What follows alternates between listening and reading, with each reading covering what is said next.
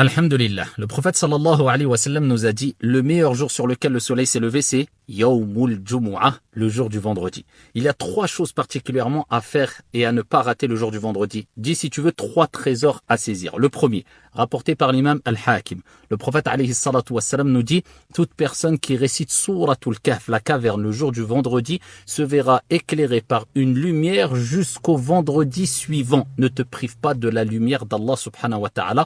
Cela débute, c'est-à-dire cet instant-là, de Al-Maghrib du jeudi, donc à partir de Salat al-Maghrib le jeudi, jusqu'à Salat al-Maghrib le vendredi. Tu as tout cet instant-là pour lire Surat al-Kahf. Et si tu ne sais pas lire en arabe Suratul Kahf, eh bien je t'invite à écouter un récitateur qui récite Suratul Kahf. Le deuxième des trésors, se rendre le plus tôt possible à la mosquée et ne pas traîner.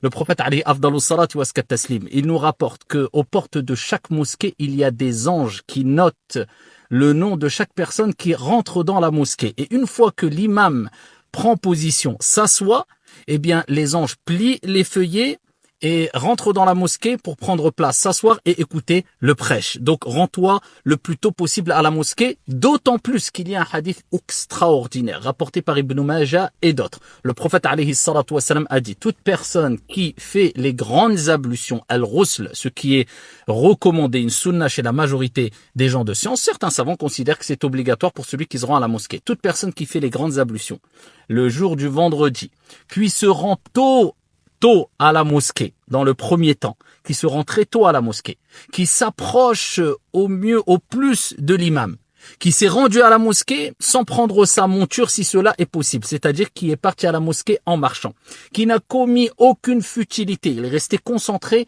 pendant le prêche. Celui qui réunit ces choses-là qu'on a citées précédemment, eh bien écoute bien, le prophète alayhi salatu wassalam, il nous dit, il aura comme récompense pour chaque pas une année de qiyam ou layl, de prière de nuit, et une année de jeûne surérogatoire. Allahu Akbar.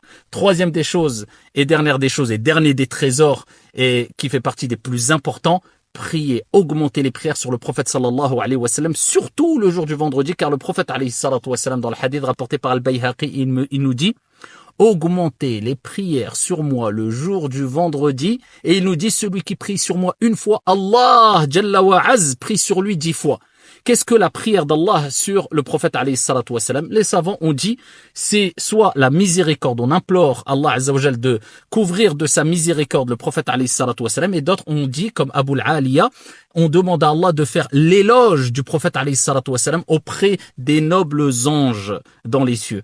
Donc on dit, Allahumma salli wa sallim ala Muhammad. Oh Allah, prie et accorde le salut au prophète sallallahu alayhi wa sallam. C'est comme si on disait, oh Allah, fais miséricorde, ou oh Allah, fais les éloges, mentionne en bien le noble messager Muhammad alayhi salatu wa salam auprès de tes anges et accorde au prophète le salut. C'est-à-dire le salut lors de son vivant, il est mort, donc le salut dans sa tombe, et le salut du prophète alayhi salatu wa salam au jour de la résurrection, comme ont mentionné certains savants. Donc on multiplie la prière sur le prophète en disant Allahumma salli wa sallim ala Muhammad. Et celui qui prie sur le prophète une fois, Allah prie sur lui 10 fois, c'est-à-dire qu'Allah azza wa jalla le mentionne à 10 reprises d'après une interprétation, une explication des gens de science, auprès des nobles anges. Et ça c'est un grand mérite dont il ne faut pas se priver, surtout que le prophète alayhi salatu wa salam a rappelé ici que celui qui augmente les prières sur lui, qui multiplie la parole Allahumma salli wa sallim ala Muhammad,